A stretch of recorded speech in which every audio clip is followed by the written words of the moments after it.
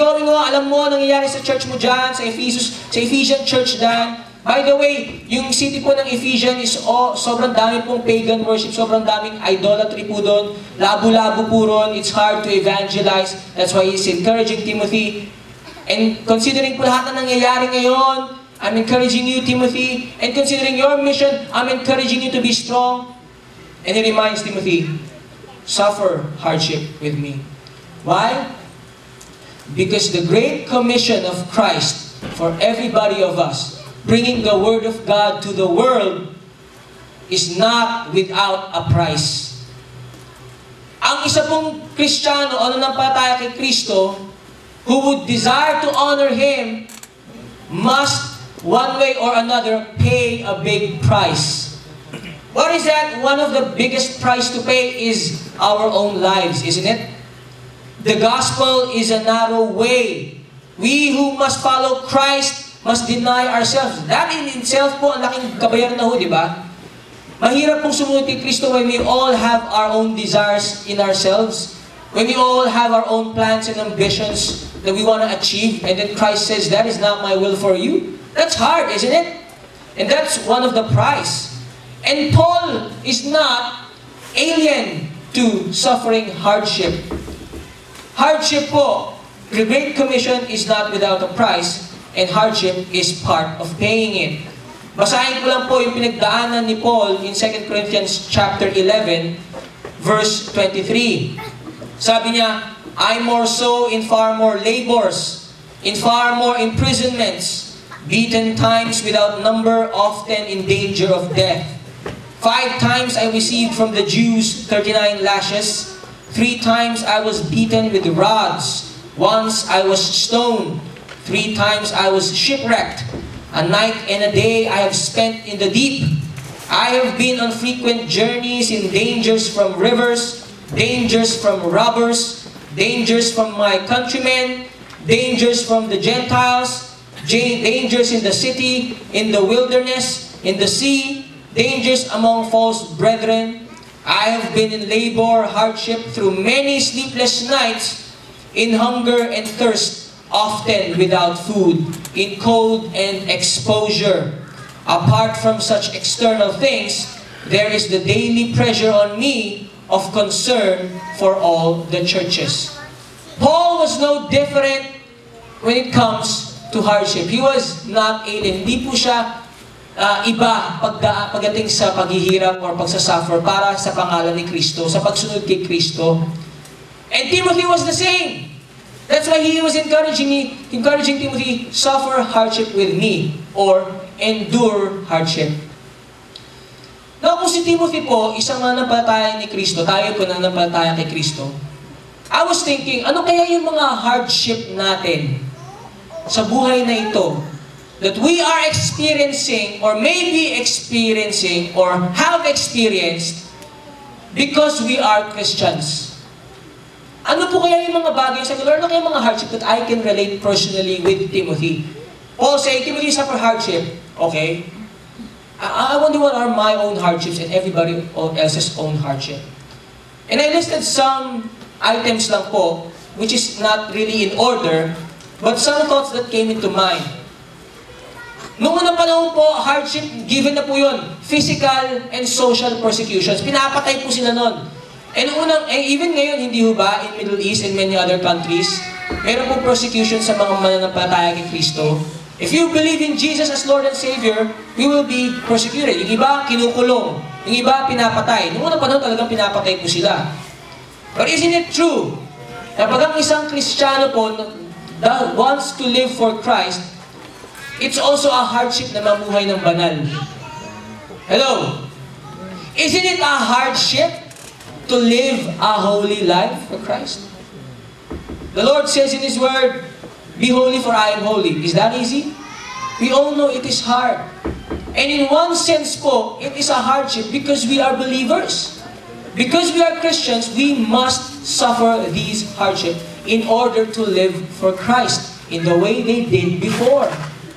It is an encouragement to put to death the deeds of the flesh and live for Christ. That is in one way a hardship, isn't it? To resist temptation, that's hardship. to live a morally pure life in this immoral world, that's hardship that we must endure as believers. What else? When we serve and give time or our resources or skills to the Lord, isn't it in one way also hardship? I speak particularly po sa praise and worship or workers o lahat po ng mga naglilingkod dito and in many other churches. In one way, we can say, kung mag-aaminan po tayo, minsan mahirap eh. Mahirap pong mag-commit. Mahirap pong magbigay ng oras. Mahirap pong mag-practice. Mahirap pong magbigay. Whether it's skill or monetary amount, mahirap po yun. But because we are followers of Christ, Paul is saying these are the hardships that we must continue to endure in order to give glory to Christ, isn't it? Hardships. We all go through these things. Sacrifice of time, effort, money, instead of using it for the self. Hello? That's one way hardship po.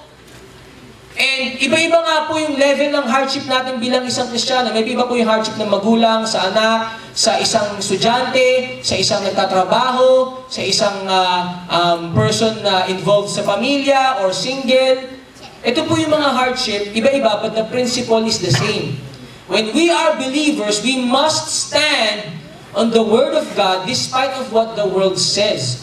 And because of that, isn't it na hardship minsan pag tayo nare-ridicule, ang corny mo naman, lalo sa mga young people dito, ang corny mo naman. You're not doing this and doing that. Tawag sa'yo agad, pastor, di ba? Tawag sa'yo agad, minister and all of that. Pag tumatanggi ka sa mga certain things na hindi na ginagawa supposedly ng Christian. And it's still a challenge for everybody po. Whether we are single or married or in any aspect of our lives. Another hardship po, how about loving the unlovable? Sino po rito may kakilala kayo na talaga naman? Di ba? Ang hirap pakisamahan. Maybe sa trabaho ninyo, or minsan pa nga, ka-relative natin, minsan ang hirap eh, di ba? Minsan sabi natin kamag-anak, minsan ang hirap magpakita ng pasensya. Mga ganun, di ba? We all know this. It's human interaction po. We live in the world. We're human beings. And isn't it na hardship po yun, na pag sinabi ni Kristo, I want you to be like me, I want you to show forgiveness and love that person kahit mahirap. And we're like, Lord, really? Ang hirap naman ito, di ba? Isn't that hardship? Kasi mahirap po yun eh. But because we are believers in Christ, we must go through this in order to give glory to God. In order to shine the light of Christ, that we are Christ-like. It's hardship to be ridiculed and mocked for faith in Jesus. Sino po rito ang napintasan ka na dahil Kristiyano ka? Or maybe napintasan tayo or naridicule tayo because of our biblical convictions and principles. Lalo po yung nasa atin dito, nasa workplace, or maybe in corporate po, o lalo na sa school. Sino po rito na-criticize naman dahil, I believe in Jesus, I don't do these things anymore, ito po pinaniniwalaan namin, then na-ridicule tayo. That's hardship, kasi masakit po yun. That is, in a way, persecution. And isa po, last po, yung hardship po that comes about as part of our training from the Lord. Because ang isang pong taong sundalo ni Kristo goes also through a training, hindi ba? Ang lahat po ng sundalo goes through training, right? Madali mo ba ang military training or hindi? Obviously, mahirap po. No pain, no gain. And sabi po ni Paul, as soldiers of Christ, we must suffer hardship because we must also go through training. We already talked about po many times na sometimes God allows troubles and afflictions sa buhay natin because He is teaching us something. Hello? Sabi nga po ni Spurgeon, the Lord gets His best soldier in the highlands of affliction.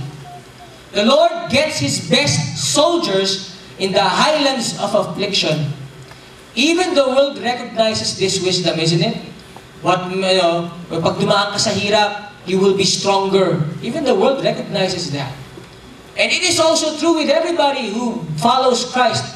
We also must suffer the hardship of going through self-denial or living for Christ instead of the self. That's hard. That's hard. Anybody can attest to that. And Paul is saying, be strong, my child, in the grace that is in Christ Jesus. Not only because isa kang mananampalataya ni Kristo, Christ has purchased you, but because you have a mission, but also because you are a soldier of Christ. We have a mission, we have a purpose.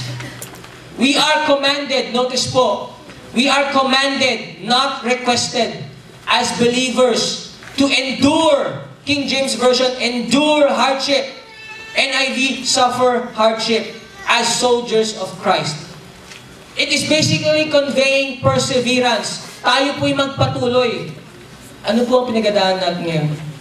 Is anybody of us suffering hardship because simply we are going to church, or basically because tayo po'y believing in Christ Jesus? Whether it's hardship of self-denial, internal or external hardship po na tayo po nire-ridicule or niloloko because of Jesus, sabi ni Paul, continue to persevere in those hardships because we are soldiers of Jesus Christ. As an encouragement mo, sabi nga ni Spurgeon, next slide, by perseverance, the snail reached the ark. The Noah's Ark, right? Lahat po ng klase ng hayop, tinawag po para pumasok doon. Totoo nga yun. By perseverance, the snail reached the ark. Ano kaya katagal yung para snail pumunta sa ark, di ba? But the point there is, when we persevere, we can accomplish the will of God in our lives. And in our lives, in suffering hardship for Christ's sake, because He has a purpose for us, more than ourselves, more than our plans, but most importantly, to give glory to Him and accomplish His will sa buhay po natin. As believers, as soldiers, no matter po kung anong social status natin, no matter man po kung saan tayo nilagay,